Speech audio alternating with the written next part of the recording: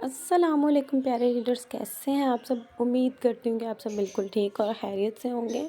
ویسے تو آج میں نے وائس اوور نہیں کرنی تھی، وائس اوور ہماری ایڈیٹر نے کرنی تھی، لیکن کسی وجہ سے ایپیسوڈ ان تک نہیں پہنچ سکی اور اب مجھے کرنی پڑ رہی ہے۔ اس وقت میں رات کے 11 بجے بیٹھ کے آپ کے لیے وائس اوور کر رہی ہوں، کیونکہ میں انتظار کر رہی تھی کہ مجھے ابھی ایڈیٹر سینڈ کر دیتی ہیں، ابھی کر دیتی ہیں، لیکن ان کی طرف سے نہیں آئی اور پھر مجھے اب خود ہی آخر کار کرنی پڑ رہی ہے۔ لیکن کوئی بات نہیں، ہم اپنا ناول کنٹینیو رکھیں گے، دیر سویر تو ہو جاتی ہے۔ فی الحال چلیں، اچھی بات ہے، مجھے آج بھی موقع مل گیا ہے وائس اوور کرنے کا۔ پیچھے سے آنے والی آوازوں کو تھوڑا سا اگنور کیجیے گا، کیونکہ رات کا ٹائم اور ویسے بھی گھر میں سب موجود ہیں تو تھوڑا بہت تو شور ہوتا ہی ہے۔ چلیں جی، باتیں تو ہوتی رہیں گی بعد میں، ابھی بڑھتے ہیں ہم اپنے ایپیسوڈ کی جانب۔ ناول ہے سفر کون season 2 by Alizeh Eid, episode number 9۔ Dinner کرنے کے بعد مقدم اور علیزہ سمندر کے کنارے پر بیٹھے باتیں کر رہے تھے۔ علیزہ کی نظریں سامنے چمکتے چاند پر تھیں، جو اپنی پوری آب و تاب سے چمک رہا تھا، اور ساتھ ساتھ وہ بغیر رکے مقدم سے باتیں کر رہی تھی، جبکہ ہلکی روشنی میں چمکتے چاند کے نیچے بیٹھا مقدم دلکش مسکراہٹ لیے اسے دیکھ رہا تھا اور صرف اسے سن رہا تھا۔ جب ہمارے بچے چلنے لگیں گے تب ہم انہیں ساتھ لے کر انہی جگہ پر آئیں گے، تب تک افرا کا بیبی بھی آ جائے گا، پھر ہم اور افرا اور جہاں زیب بھائی کے ساتھ ادھر آئیں گے اور ہم ہیپی فیملی کی طرح یہاں پر پکنک منائیں گے۔ علیزہ مقدم کی طرف دیکھتے ہوئی اپنے اگلے ارادوں سے اسے آگاہ کرنے لگی، جبکہ مقدم کو اس کا یہ آئیڈیا کچھ برا نہیں لگا تھا۔ بہت اچھا آئیڈیا ہے بیگم، مگر تمہیں نہیں لگتا کہ ہمارے بچے ہمیں یہاں پر ڈسٹرب کریں گے؟ ایسی جگہ رومانس کے لیے ہوتی ہے، بچوں کے ساتھ پکنک کے لیے نہیں۔ مقدم علیزہ کی جانب دیکھتا شرارت بھرے انداز میں بولا، بس کریں، آپ کو ہر ٹائم رومانس کی ہی پڑی رہتی ہے۔ علیزہ اس کے بازو پر ہلکی سی چپیٹ لگاتی اسے گھورتے ہوئے بولی، بیگم آج کل آپ زیادہ ہی نہیں گھور رہی مجھے، آپ کچھ زیادہ آنکھیں دکھا رہی ہیں۔ مقدم نے شکوہ کیا۔ ہاں تو آپ ایسی حرکتیں مت کریں جس پر مجھے آپ کو گھورنا پڑے۔ علیزہ کندھے اچکاتی بے نیازی سے بولی، جیسے ساری غلطی مقدم کی ہو۔ ابھی تو میری حرکتیں دیکھی کہاں ہیں آپ نے، ابھی تو میں نے آپ کو اپنی حرکتوں سے واقف کروانا ہے بیگم۔ مقدم اس کے سفید دودھیا پاؤں کو اپنے ہاتھوں کی انگلیوں کے پوروں سے چھوتے ہوئے بولا، جبکہ اس کی گرم انگلیوں کا لمس اپنے پیر پر محسوس کرتے علیزہ کے وجود میں کپ کپی طاری ہوئی تھی۔ یہ آپ کیا کر رہے ہیں میر؟ آپ اس طرح میرے پیروں کو ہاتھ مت لگایا کریں، مجھے اچھا نہیں لگتا۔ اسے واقعی برا لگا تھا مقدم کا اس کے پیروں کو ہاتھ لگانا۔ مجھے یہ بہت خوبصورت لگتے ہیں، بہت نازک سے، ملائم سے، دیکھو میرے بچوں کی جنت بھی تو انہی قدموں تلے ہے، اب تو مجھے یہ اور بھی زیادہ پیارے لگتے ہیں۔ مقدم اس کے پیر پر انگلیاں چلاتے اس کے پیر کو چھوتے ہوئے بولا۔ اسے واقعی میں علیزہ کے پاؤں بہت پیارے لگتے تھے۔ اس کے پاؤں نرم و ملائم سفید اور سفید رنگت کے تھے۔ اس کی رنگت اتنی سفید تھی کہ تھوڑی سی مٹی لگنے سے بھی وہ داغدار ہو جاتے تھے۔ مقدم کو اس کے صاف ستھرے شفاف پیر ہی پسند تھے۔ اچھا چھوڑیں، آپ نے مجھے گفٹ نہیں دیا۔ علیزہ مقدم کا وہی ہاتھ تھامتے مقدم کی طرف دیکھتی ہوئی بولی، جبکہ مقدم نے ناسمجھی سے علیزہ کی طرف دیکھا، جبکہ اس کے کندھوں پر مقدم کا کوٹ تھا، کیونکہ وہاں پر کافی سردی ہو چکی تھی اور اب علیزہ کو بہت سردی لگ رہی تھی۔ وہ مقدم کا کوٹ پہننے کی وجہ سے علیزہ سردی کافی حد تک بچی ہوئی تھی، مگر پھر بھی اسے کافی زیادہ سردی محسوس ہو رہی تھی۔ شاید مقدم کا کوٹ اس کی سردی کو کم کرنے کے لیے کافی نہ تھا۔ کون سا گفٹ؟ مقدم بالکل انجان بنا۔ کیا مطلب؟ آپ گفٹ نہیں لے کر آئے؟ ہماری فرسٹ اینیورسری کا آپ نے مجھے گفٹ نہیں دیا؟ علیزہ حیرانگی سے مقدم کی طرف دیکھتے ہوئے بولی۔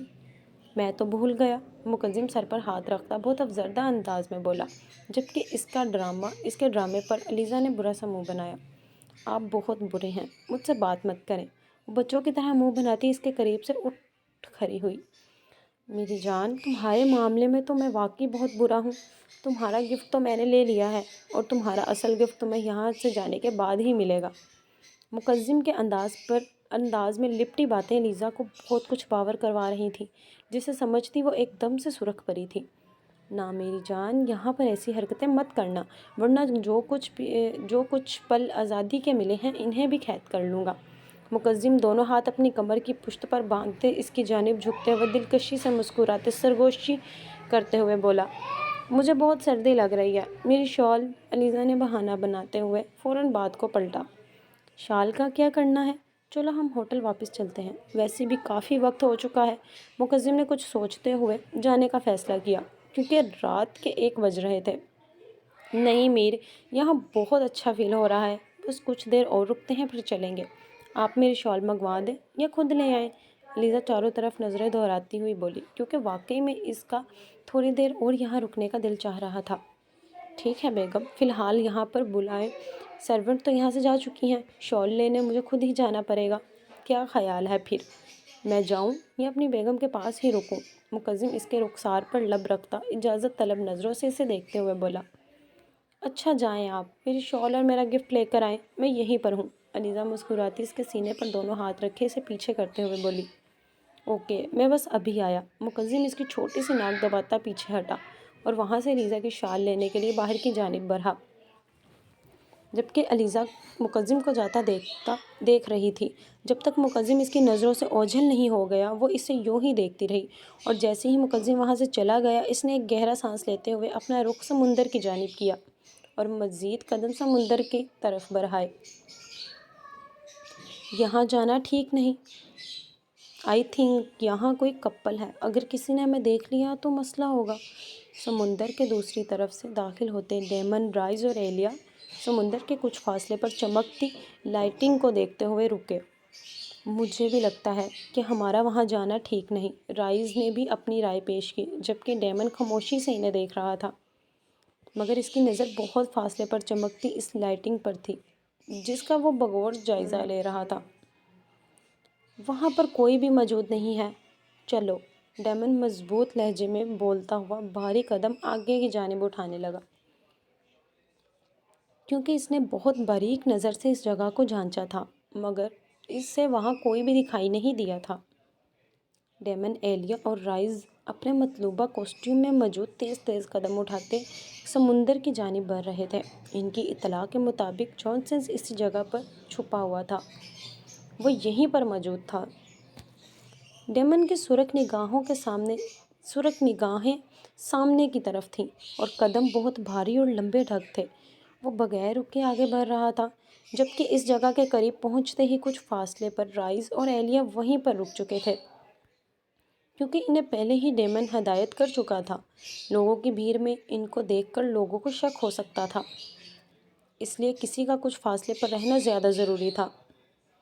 ڈیمن اپنی حفاظت کرنا جانتا تھا، وہ تو خود ہزاروں کی تعداد میں لوگوں کی نظروں سے غائب ہو سکتا تھا، یہاں تو پھر کوئی شخص دکھائی نہیں دے رہا تھا، اس لیے رائز اور ایلیا بھی اس کی جانب سے بے فکر ہوتے وہیں پر الرٹ ہو کر کھڑے ہو گئے۔ ڈیمن تیز تیز قدم اٹھاتا آگے کی جانب بڑھ رہا تھا۔ اس کی پہلی نظر ڈیکوریٹ ہوئے ٹیبل اور کرسیوں پر پڑی، جہاں کوئی بھی موجود نہیں تھا، اور پھر اس کی ہیزل تیز آنکھیں دوسری جانب اٹھیں، جہاں تھوڑے سے فاصلے پر اسے کسی وجود کا عکس دکھائی دیا۔ اس نے اس وجود کو اپنی نظروں میں رکھتے ہوئے اس کی جانب قدم اٹھائے، مگر چند قدم اٹھانے کے بعد ہی اس کے قدم وہیں پر رک گئے۔ اب اس کی نظریں سامنے چلتے منظر پر تھیں۔ وہ قدم وہاں کی ٹھنڈی ریت پر جم چکے تھے۔ بالکل سامنے ایک سرخ رنگ کے خوبصورت جوڑے میں ملبوس ایک لڑکی اپنا رخ سمندر کی جانب کیے کھڑی تھی۔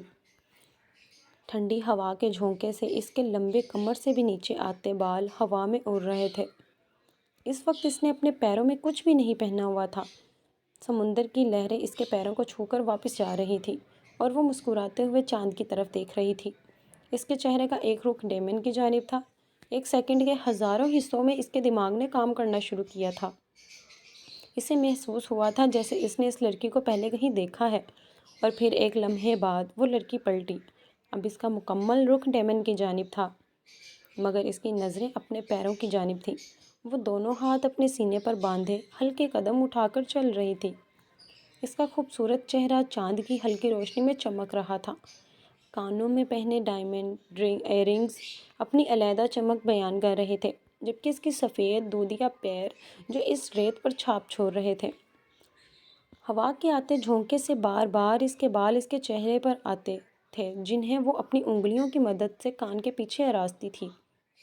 اس کے چہرے پر ہلکی سی مسکراہٹ تھی اور اس سے زیادہ خوبصورت اور دلکش نظارہ ڈیمن نے اپنی زندگی میں آج تک نہیں دیکھا تھا۔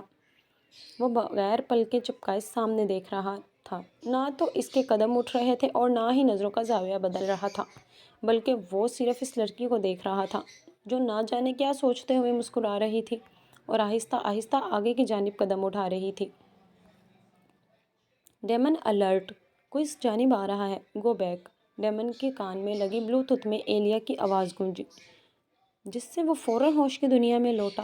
اس نے آنکھوں میں وہی سرد پن اور خطرناک تاثرات واپس آئے تھے۔ وہ اس لڑکی کو پہچان چکا تھا۔ اس نے فوراً اپنی نظریں پھیری تھیں۔ اپنا رخ پلٹتے ہوئے اس نے تیزی سے قدم واپس اٹھائے تھے جہاں سے وہ آیا تھا۔ اسی جانب واپس جا رہا تھا، جبکہ کافی فاصلہ ہونے کی وجہ سے اور کافی اندھیرا ہونے کی وجہ سے لیزا ڈیمن کو نہیں دیکھ پائی تھی۔ یقیناً اگر وہ اسے دیکھ لیتی تو خوف زدہ ہو جاتی، شاید وہ اسے پہچان بھی لیتی، مگر یہ تو وقت کا چکر تھا اور شاید اتفاق بھی۔ وہ اسے نہیں دیکھ سکی تھی، مگر ڈیمن کی نظروں میں وہ آ چکی تھی۔ ڈیمن اسے دیکھ چکا تھا۔ لیزا نے دور سے ہی مقزم کو اپنی طرف آتے ہوئے دیکھ لیا تھا اور اب وہ مسکراتے ہوئے مقزم کی طرف دیکھ رہی تھی، جو ایک ہاتھ میں اس کی شال اور دوسرے ہاتھ میں باکس پکڑے اس کی جانب آ رہا تھا۔ بہت ٹھنڈ ہو رہی ہے بیگم، میری مانو تو چلتے ہیں۔ مقزم وہ گفٹ باکس لیزا کے ہاتھ میں تھماتا اس کے گرد اچھے سے شال پھیلاتے ہوئے بولا۔ اس نے اپنا کوٹ الیزا کے وجود سے نہیں اتارا تھا اور نہ ہی اتارنے کے حق میں تھا۔ الیزا کو سردی لگ سکتی تھی، جبکہ وہ اتنی ٹھنڈ میں بغیر کوٹ کے بھی رہ سکتا تھا۔ ٹھنڈ تو اسے بھی لگ رہی تھی، مگر اتنی زیادہ بھی نہیں کہ وہ اپنی بیوی کے معاملے میں لاپرواہ ہو کر اپنی پرواہ کرتا۔ مقزم کے لیے تو الیزا اپنی جان سے بھی زیادہ بڑھ کر تھی۔ اچھا چلتے ہیں نا، ابھی کچھ دیر تک۔ الیزا بہت لاڈ سے مقزم کی کمر پر دونوں بازو باندھتی، اس کے سینے پر سر رکھتی اس کے گلے لگتے ہوئے بولی۔ کچھ دیر؟ مقزم نے اس کے بولے الفاظ دہرائے۔ فی الحال الیزا کا یوں گلے آ لگنا اسے بہت اچھا لگا تھا۔ بس کچھ دیر، تھوڑی سی دیر۔ الیزا آنکھیں بند کرتی ایک لمبا سانس لیتی، مقزم کے وجود سے اٹھنے والی مضبوط مردانہ پرفیوم کی مہک کو اپنی سانسوں میں اتارتے ہوئے بولی۔ ہرگز نہیں، بہت ٹھنڈ ہو چکی ہے، میں مزید رسک نہیں لے سکتا، تمہیں ٹھنڈ لگ جائے گی۔ مقزم جھک کر اسے اپنے بازوؤں میں اٹھاتا ٹیبل کی جانب بڑھا۔ اسے نرمی سے کرسی پر بیٹھا کر مقزم نے الیزا کے ہاتھ سے وہ گفٹ باکس پکڑا اور خود اس کے قدموں میں ایک گھٹنا زمین پر رکھتے بیٹھ گیا۔ تمہارے لیے مجھے یہ بہتر لگا اور میں نے لے لیا، اگر کچھ اور چاہیے ہو تو وہ بھی مانگ لینا، میں دلوا دوں گا۔ مقزم مسکراتے ہوئے اس باکس کو کھولتے ہوئے بولا۔ جب الیزا کی نظر اس باکس کے اندر چمکتی سفید رنگ کی دو پازیب پر گئی تو اس کی آنکھیں چمک اٹھیں۔ وہ پازیب بہت خوبصورت تھی۔ مقزم اس کے لیے پازیب لایا تھا۔ مقزم کی پسند کتنی لاجواب تھی، یہ تو ان پازیبوں کو دیکھتے ہی معلوم ہو رہا تھا۔ یقیناً وہ پازیب کوئی عام نہیں تھی، وہ بہت قیمتی پازیب تھی۔ مقزم نے مسکراتے ہوئے الیزا کا ایک پاؤں پکڑ کر اپنے گھٹنے پر رکھا اور فراک کو تھوڑا سا اس کے ٹخنوں سے تھوڑا سا اوپر کرتے ہوئے اس کے پیروں میں پازیب پہنائی، جبکہ اس کے دونوں پاؤں میں چمکتی پازیب بہت خوبصورت لگ رہی تھی۔ یہ بہت خوبصورت ہے، بہت بہت بہت زیادہ۔ الیزا اپنے پیروں میں چمکتی دونوں پازیبوں کو دیکھتی پیروں کو دائیں بائیں جھلاتے ہوئے بولی، بے حد خوش ہوتے ہوئے بولی۔ یقیناً اس سے وہ تحفہ بہت زیادہ پسند آیا تھا۔ چلو اب چلتے ہیں، بہت دیر ہو چکی ہے۔ مقزم ہنستے ہوئے اٹھ کھڑا ہوا اور الیزا کا ہاتھ تھام کر اسے بھی اٹھایا۔ اچھا رکیں، میں سینڈل تو پہن لوں؟ الیزا نے احتجاج کیا، کیونکہ وہ ننگے پیر تھی۔ الیزا کے بولنے پر مقزم جھکا، ایک ہاتھ میں اس کی دونوں سینڈل پکڑی اور فوراً اسے اپنے بازوؤں میں اٹھا لیا، جیسے وہ نہ چاہتا ہو کہ الیزا سینڈل پہن کر چل کر جائے۔ میر؟ الیزا نے بے اختیار اسے پکارا۔ جی جانے میر، مقزم بھی اسی کے انداز میں بولا۔ مجھے چاکلیٹ کھانی ہے اور آئس کریم بھی۔ الیزا نے اس کے سینے سے سر ٹکاتے ہوئے ایک نئی ڈیمانڈ کی۔ چاکلیٹ صبح تمہیں اٹھنے سے پہلے تمہیں اپنے روم میں مل جائیں گی، مگر آئس کریم کا نام بھی مت لینا۔ مقزم ذرا سنجیدگی سے بولا۔ لیکن میں نے اس دن اس نے آگے کچھ بولنا چاہا۔ لیکن ویکن کچھ نہیں، میں نے بول دیا، بس بول دیا، اتنا نہیں بولتے، شوہر کی بات مانتے ہیں۔ مقدم نے فوراً اس کی بات کاٹی، جس پر وہ چپ ہو گئی۔ مقدم نے نرمی سے علیزہ کو گاڑی میں لا کر بٹھایا اور خود ڈرائیور کو دیکھنے لگا، جو وہاں سے غائب تھا۔ جب وہ پہلے شال لینے آیا تھا تب بھی اسے ڈرائیور نظر نہیں آیا تھا، اور اب تک وہ واپس نہیں آیا تھا، جبکہ اس کا فون بھی مسلسل بند جا رہا تھا۔ مقدم نے فون نکالتے ہوئے دوبارہ اسے کال ملانی چاہی، مگر فون ابھی بھی بند تھا۔ تقریباً 10 منٹ انتظار کرنے کے بعد مقدم نے خود ہی گاڑی ڈرائیو کرنے کا فیصلہ کیا، کیونکہ وہ مزید انتظار نہیں کر سکتا تھا۔ اس کا ڈرائیور لاپرواہ ہو سکتا تھا، مگر مقدم نہیں۔ اسے اپنے ڈرائیور پر بے تحاشا غصہ آ رہا تھا، مگر وہ اپنے اشتعال پر قابو پاتا خود گاڑی میں بیٹھا اور علیزہ کو بھی فرنٹ سیٹ پر اپنے مقابل بٹھایا، اور اب ان کا رخ ہوٹل کی جانب تھا، اور ہوٹل وہاں سے قریب ہی تھا، جو مقدم نے پہلے ہی بک کروا لیا تھا۔ تو جی پیارے ریڈرز، یہ ہے ہمارا ایپیسوڈ نمبر 9۔ آج وائس اوور میں نے کیا ہے، انشاءاللہ آگے کا میں بتا نہیں سکتی۔ وائس اوور کے بغیر تو ایپیسوڈ نہیں آئے گی، ڈیفینیٹلی وائس اوور کے ساتھ ہی آیا کرے گی۔ باقی ریڈرز، میں نے آج اپنے چینل میں ایک چینجنگ دیکھی ہے، اور وہ چینجنگ یہ تھی کہ میرے چینل میں جو میرے ریڈرز ہیں، ان میں سے جسٹ جو ہے 80% لوگ جو ہیں وہ بغیر سبسکرائب کیے چینل کو، بغیر واچ کیے وہ پڑھتے ہیں، ایپیسوڈ پڑھتے ہیں، لیکن نہ سبسکرائب کر کے جاتے ہیں، نہ لائک کر کے جاتے ہیں، اور نہ ہی کمنٹ کر کے جاتے ہیں۔ باقی جو 28% سم تھنگ اس طرح کچھ ہے، ان لوگوں نے سبسکرائب کیا ہوا ہے۔ یہ چیز دیکھ کے مجھے کافی حیرت ہوئی کہ جتنے میرے ویوز ہوتے ہیں، کم سے کم سب کو سبسکرائب لازمی کرنا چاہیے۔ آپ سب کو میرے سبسکرائبر لازمی بننا چاہیے۔ آپ جسٹ پڑھتے ہیں اور چلے جاتے ہیں، یہ چیز بالکل ٹھیک نہیں ہے۔ آپ لوگ پلیز میرے چینل کو سبسکرائب کریں، ویڈیو کو لائک کیا کریں، اور اپنی رائے کا اظہار لازمی کر کے جایا کریں، اپریشیٹ لازمی کیا کریں۔ دیکھیں، جب آپ کسی کو اپریشیٹ کرتے ہیں تب ایک انسان میں زیادہ جذبہ پیدا ہوتا ہے کہ وہ اور زیادہ لگن سے آپ کے لیے لکھے، آپ کو اور زیادہ اچھا کر کے دے۔ اور انشاءاللہ ویسے بھی یہ ناول آگے بہت زیادہ اچھا ہونے والا ہے، ابھی تو اس کی بس سٹارٹنگ ہے، اور سٹارٹنگ میں انشاءاللہ آپ اتنا انجوائے کر رہے ہیں تو آگے بھی کریں گے۔ باقی اب ملیں گے نیکسٹ ایپیسوڈ کے ساتھ۔ آپ پلیز جو ہے تھوڑا سا فوکس کیا کریں اس چیز پہ کہ اگر آپ ایپیسوڈ پڑھ رہے ہیں تو رائے بھی دیا کریں اور لائک بھی کیا کریں۔ یہ تو میرا خواب ہی رہ گیا ہے کہ میری ایک ایپیسوڈ پہ میرا 1K لائک آئے۔ جب 10,000 8,000 لوگ ایپیسوڈ کو ریڈ کر سکتے ہیں تو 1,000 لوگ لائک کیوں نہیں کر سکتے؟ آپ سب کر سکتے ہیں، ڈیفینیٹلی کر سکتے ہیں۔ اور انشاءاللہ میں پوری کوشش کروں گی لائیو آنے کی۔ جس دن میں نے لائیو آنا ہوا، میں 2 یا 3 گھنٹے پہلے ہی آپ سب کو انفارم کر دوں گی، ایک کمیونٹی پوسٹ ڈال کر۔ انشاءاللہ پھر میں لائیو آؤں گی اور آپ کے سارے سوالوں کے جواب آپ کو دے دوں گی، ایسے تو میں دے نہیں سکتی۔ باقی انشاءاللہ ملیں گے نیکسٹ ایپیسوڈ کے ساتھ۔ ابھی کے لیے خدا حافظ، اپنا بہت سارا خیال رکھا کریں۔ یقیناً آپ سب نماز پڑھتے ہوں گے، اگر نہیں پڑھتے تو پڑھا کریں، اور مجھے اپنی دعاؤں میں لازمی یاد رکھا کریں۔ صرف مجھے آپ سے یہ چاہیے کہ مجھے اپنی دعا میں لازمی یاد رکھا کریں، اور نماز کی پابندی لازمی کیا کریں۔ باقی ملیں گے پھر کبھی، ابھی کے لیے خدا حافظ، اپنا بہت سارا خیال رکھیں۔